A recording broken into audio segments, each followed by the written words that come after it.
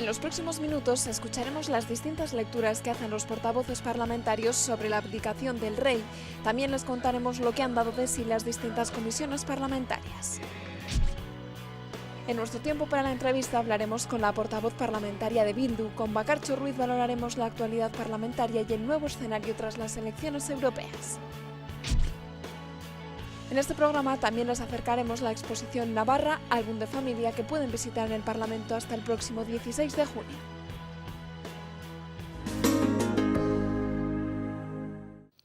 ¿Qué tal? ¿Cómo están? Bienvenidos a Parlamento de Navarra, una semana en la que la actualidad parlamentaria ha estado protagonizada sobre todo por las valoraciones de todos los grupos políticos tras la abdicación del rey don Juan Carlos. Las reacciones no han tardado en llegar en el Parlamento de Navarra y las valoraciones se dividen en dos grandes grupos, quienes defienden la monarquía y los que piden que se abra un nuevo tiempo en España. UPN y Partido Popular han valorado positivamente la figura del rey. Yo creo que ha hecho un buen papel para España y sobre todo tanto dentro de España como es evidente que ha sido el mejor embajador que hemos tenido, que hasta los últimos días de su reinado pues lo estaba haciendo, ¿no? Yo creo que eso pues desde luego ha sido positivo en la monarquía constitucional en su conjunto con la figura del rey a la cabeza. Es un nuevo acto de servicio de Su Majestad a España. Desde aquí queremos al rey rendirle el homenaje que se merece, el reconocimiento a los años de reinado al servicio de España, y no cabe la menor duda de que ha sido la máxima figura en la transición y en todos estos años de democracia. También lo ha hecho el PSN, que le pide, eso sí, que sepa estar a la altura de las circunstancias. Lo cierto es que no tiene que estar ajena ni en el fondo ni en las formas a lo que es la realidad social de nuestro país al respecto. Es verdad que ha sido un periodo histórico positivo, sí lo vemos en su conjunto, pero también reconozco que hablar ahora de un periodo histórico positivo cuando tenemos el mayor número de desempleados y de gente excluida socialmente, pues es paradójico. Pero el periodo hay que verlo en su... El resto de los grupos piden que sea la ciudadanía quien decida ahora. Que más allá de una cara o de otra, seguimos reivindicando el derecho de los pueblos del Estado a poder decidir su futuro. Y la Casa Real es algo que niega y heredera directa de un sistema y de un régimen que sigue negándonos. El paso democrático único sería el de que la sociedad pudiera hablar a este respecto y darle la voz al pueblo con respecto al tema de la forma de Estado dentro del ámbito de lo que es el derecho a decidir. Sin duda ninguna, ese sería el... Que ha llegado la hora de la República en España también. Y lo que no se pudo votar en 1978 se tiene que poder votar ahora. En 1978 la ciudadanía no pudo votar república o monarquía. Tuvo que aceptar una monarquía constitucional. Y hoy esa monarquía constitucional, que ha tenido sus luces y sombras a lo largo de estos 36 años, es un proyecto fallido, un proyecto social, político, fallido. Hoy necesitamos una ruptura democrática, una alternativa democrática, que no esté de rodillas ante la troika y ante el poder económico, que ponga en valor a la ciudadanía, a las personas, al trabajo, que ponga en la centralidad lo que necesitan la mayoría social. Que los ciudadanos, las ciudadanas españoles, bueno, pues pudieran expresarse y pudieran decidir si realmente ven en la monarquía la forma más adecuada de que la jefatura de Estado esté representada, ¿no? Yo creo que eso sería lo razonable, insisto, porque han pasado 40 años y quienes en su momento votaron y apoyaron la monarquía, ahora seguramente no están, y ahora son otros los ciudadanos españoles, ¿no? División de opiniones entre los grupos del Parlamento tras la abdicación de don Juan Carlos, que ha pillado por sorpresa en plena mesa y junta de portavoces.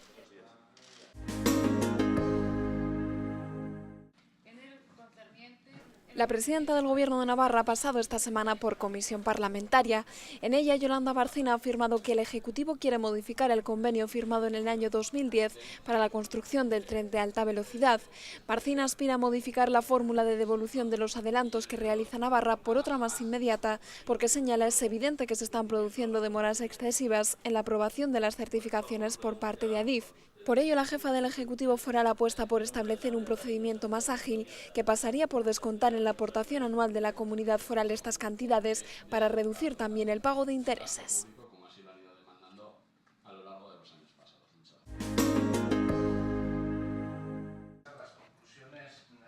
El consejero de Fomento ha dado a conocer esta semana un estudio elaborado sobre la accidentalidad de las rondas de Pamplona de 2008 a 2013. En él se señala que en este periodo se registraron un total de 1.316 accidentes, con 147 heridos y 2 fallecidos. Por eso ha anunciado que su departamento estudia reducir la velocidad de algunas rondas y rotondas de la ciudad. Son las medidas que estamos barajando poner para intentar mejorar en lo posible las condiciones de circulación dentro de las rotondas, que es los puntos donde más accidentes se producen. Es verdad que son accidentes en general con poca incidencia en cuanto a víctimas, más que todo son de chapa, pero claro, son accidentes que debemos intentar corregir. Según ha avanzado Zarraluki, la Mesa de Seguridad está estudiando la reducción de velocidad en el tramo de las rotondas de Artica y Nuevo Artica, donde creen que se debería pasar de 100 a 80 km por hora. En el caso de la Ronda Oeste, en la A15, se ha consultado a Audenasa la posibilidad de reducir la velocidad de 120 a 100 km por hora en el caso de los turismos y a 80 para vehículos pesados. Junto a estas medidas están previstas otras actuaciones de mayor calado, como los desdoblamientos de Olazo-Yoki o Yoki-Túneles de Ezcaba, San Jorge-Landaven y Orcoyen-Arazuri, así como otras intervenciones en las rotondas de Sarriguren, Berriozar, Noain y Huarte.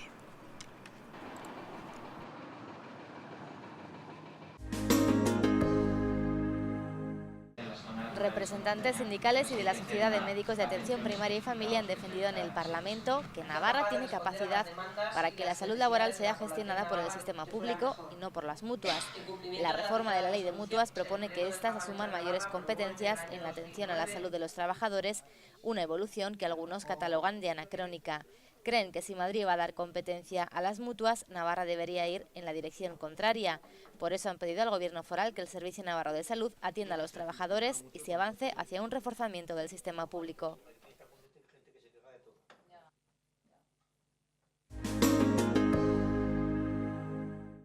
La Comisión de Políticas Sociales del Parlamento ha pedido esta semana a las administraciones que den una solución a los problemas de alimentación detectados en alumnos de distintos colegios.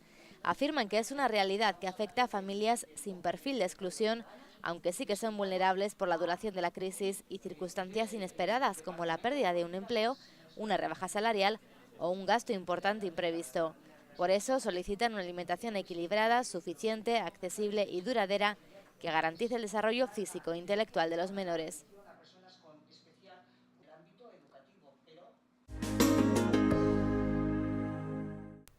Llega ya nuestra entrevista de la semana. Hoy vamos a charlar con la portavoz parlamentaria de Bildu, Bakartxo Ruiz. Gracias por atendernos de antemano unos minutos. A vosotros, Arratsaldeon. Bueno, pues sin duda la noticia de esta semana ha sido y sigue siendo esa abdicación del rey don Juan Carlos.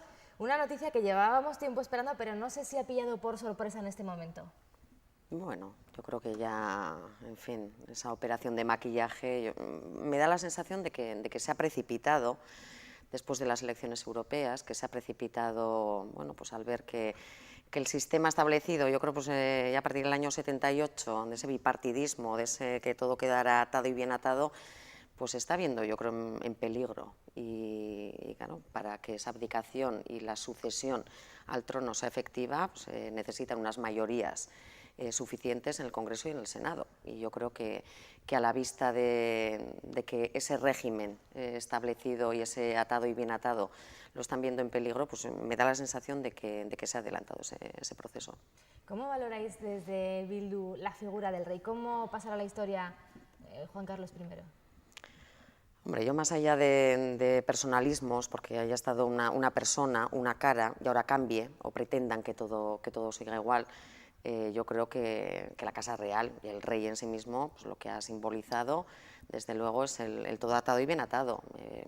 Lo nombró Franco, y yo creo que eso no se le escapa a nadie, para que de alguna manera el sistema establecido, ese modelo de Estado que se pactó en el 78 siguiera amarrado. Y yo creo que bueno, pues el rey se podría hablar mucho a nivel personal, qué es lo que ha hecho o ha dejado de hacer, pero yo creo que estos días, todo lo que estamos escuchando con respecto a la figura del rey, el trabajo que ha realizado y las grandes alabanzas, sobre todo de qué sectores vienen, ¿no?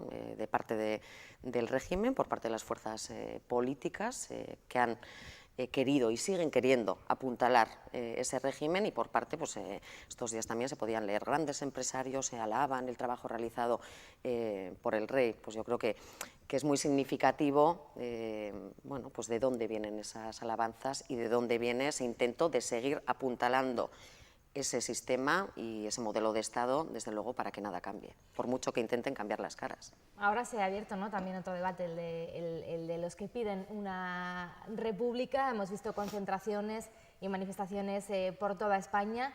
Aquí Izquierda Esquerra ha dicho que va a llevar a cabo iniciativas en el Parlamento y en ayuntamientos, pues por ese referéndum, porque llegase esa nueva república. ¿Vosotros las apoyaríais? Desde luego, por coherencia política, y desde luego somos republicanos por naturaleza, y nos alegraremos cuando se instaure la Tercera República en el Estado español. Bueno, en cualquier caso, yo creo que el debate va más allá, por lo menos desde nuestro punto de vista. Es necesario reformar la Constitución, es necesario atajar la crisis del modelo de Estado, y no es exclusivamente monarquía o república. Nosotros lo tenemos claro, evidentemente, que no somos monárquicos y que somos republicanos, pero yo creo que esa reforma de la Constitución, ese referéndum o ese dar la palabra a la ciudadanía, tiene que contemplar inexcusablemente el derecho a decidir también, y cualquier reforma de la Constitución que siga sin atajar la crisis institucional, la crisis del modelo autonómico que se diseñó en el año 78, y ese modelo de Estado que está cada vez más claro. Yo creo que se está tambaleando, que está resquebrajando, y eso en Navarra también lo podemos ver. Pues desde luego nuestra aspiración no es exclusivamente una república para el Estado español, que desde luego nos vamos a alegrar cuando se instaure, sino la posibilidad también, si los navarros, navarras, si los ciudadanos del conjunto de Euskal Herria queremos una república vasca también. Y entonces ahí cualquier reforma, desde luego desde nuestro punto de vista, tiene que contemplar el derecho a decidir de las naciones del Estado también. Decía que hace falta esa mayoría absoluta para que se apruebe, ¿no?, esta reforma de la ley orgánica, que está asegurada con el Partido Popular y con el Partido Socialista. ¿Qué esperáis del resto de las formaciones? Bueno, estará por ver cómo se definen o cómo se sitúan, ¿no? El PNV estos días parece que, bueno, ha dicho que se va a abstener. Nosotros, desde luego, bueno, nos vamos a situar en contra de todo lo que suponga perpetuar este régimen, perpetuar la monarquía, y a favor, desde luego, de cualquier tipo de reforma que vaya en la línea de la República y sobre todo del derecho a decidir. Decía antes que puede ser que esta decisión del rey se haya sido propiciada por el resultado de las elecciones. ¿Un bipartidismo que se ha puesto en peligro realmente tras los resultados electorales? Hombre, yo creo que la ciudadanía, en estas elecciones que algunos querían que pasaran sin pena ni gloria, pues nos han dejado un panorama que a muchos les está dando que pensar, tanto en Navarra como en el resto, como en el Estado. Y yo creo que la gente ha dicho que está harta de que no se respeten sus derechos, que está harta de un régimen que gobierna exclusivamente para los poderes fácticos y para los que más tienen, y que las cosas están cambiando. Y eso en Navarra, yo creo que la fotografía también es muy clara, y en el Estado también. Dicen, bueno, pues será extrapolables a las municipales, autonómicas, a las generales. Yo creo que la tendencia es clara.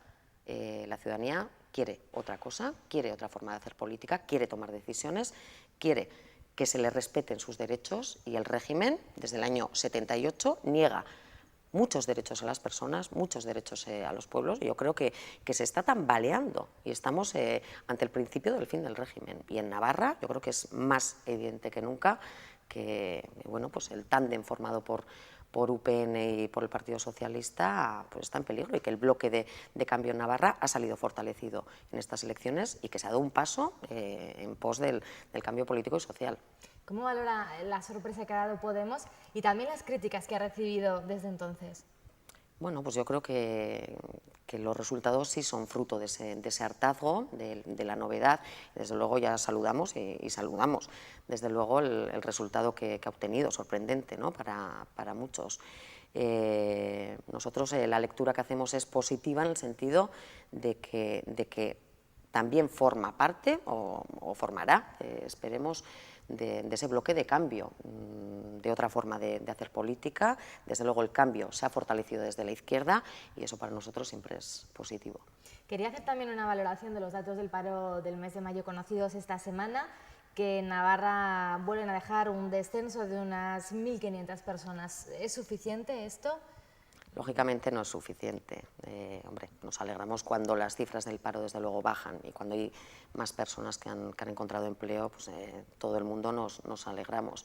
Pero desde luego lo que sí tenemos claro es que las políticas que está llevando a cabo UPN no están favoreciendo la creación de empleo, al contrario, el Gobierno de Navarra es el mayor destructor de empleo. Por tanto, pues que las cifras varíen, mejoren, desde luego es un dato positivo, pero luego detrás de eso y detrás de esos números sigue habiendo muchas personas en desempleo, sigue habiendo muchas familias sin ningún tipo de ingresos y detrás de esas personas también que han encontrado empleo hay contratos precarios, contratos eventuales, y la precarización del empleo está llevando a un nuevo concepto que es ya el de trabajadores pobres. O sea, de mucha gente que está encontrando trabajo pero que no le llega para pagar y para cubrir sus necesidades básicas. Entonces, yo creo que detrás de eso hay otros análisis que también tendríamos que hacer y qué tipo de empleo se está generando, a qué precio y, desde luego, nuestros jóvenes, qué posibilidades tienen realmente, la generación mejor formada que ha habido en Navarra, qué posibilidades tienen de encontrar empleos de calidad y de seguir formándose, ¿no?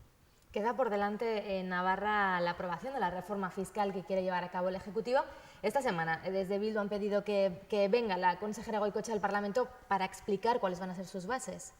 Efectivamente, hombre, lleva un año el Gobierno anunciando una reforma fiscal en profundidad. De momento, las explicaciones que ha dado no son claras, al parecer, y según hemos oído por algún medio de comunicación, ha estado explicando en cafeterías las líneas que va a seguir y, desde luego, lo que decimos es que se está dedicando a explicar en cafeterías cuál va a ser su reforma fiscal, si lo saben, desde luego, porque nos da la sensación de que andan todavía a salto de mata, pues qué menos que dignarse a venir al Parlamento y de manera transparente explicarlo en el Parlamento y, de paso, a la ciudadanía de Navarra.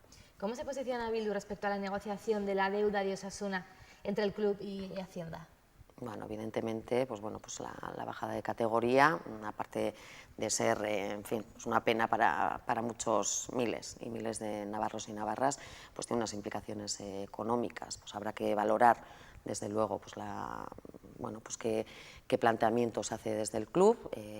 Nosotros sí tenemos claro que, como cualquier contribuyente, desde luego, pues hay una deuda que viene arrastrada por la nefasta gestión que ha hecho UPN con este tema, de que en su momento Osasuna, si no ha cumplido con las obligaciones tributarias que tenía que haber cumplido, como todos los demás contribuyentes, esa deuda, desde luego, se ha acumulado por la gestión nefasta que ha hecho UPN. En estos momentos, pues como a cualquier contribuyente, como a cualquier persona, ha cambiado la situación, habrá que tenerlo en cuenta, pero desde luego habrá que garantizar también que Osasuna, como cualquier otro contribuyente, también cumpla con sus obligaciones. Un tema importante del que estaremos muy pendientes, sin duda. Bakartxo Ruiz, gracias por haber hecho este repaso de la actualidad parlamentaria con nosotros. Eskerrik asko zuei. Y estos días el atrio de la Cámara expone la exposición Navarra Álbum de Familia, un elenco de fotografías antiguas, de paisajes, retratos, trabajos y fiestas seleccionadas del libro Navarra, fotografía, del que es autor el fotógrafo e investigador de la fotografía Carlos Cánovas. Esta exposición, titulada Navarra, Álbum de Familia, es una muestra de fotografías antiguas que se puede visitar en el Parlamento de Navarra. Constituyen una selección de las imágenes que ilustran el libro Navarra Fotografía, del fotógrafo e investigador Carlos Cánovas. La muestra, promovida por el Gobierno de Navarra en colaboración con las casas, centros y hogares de Navarra en otras regiones españolas, integra fotografías antiguas de distintos artistas, fotógrafos y archivos públicos y familiares. La exposición consta de 27 paneles que contienen un centenar de fotografías reproducidas en distintos tamaños. Está organizada en capítulos referidos a calles y paisajes, trabajos, retratos, fiestas, concentraciones multitudinarias, diversiones y una referencia específica al fotógrafo pictorialista José Ortiz Echagüe. La exposición permanecerá abierta al público en el atrio de la sede de la Cámara hasta el día 16 de junio.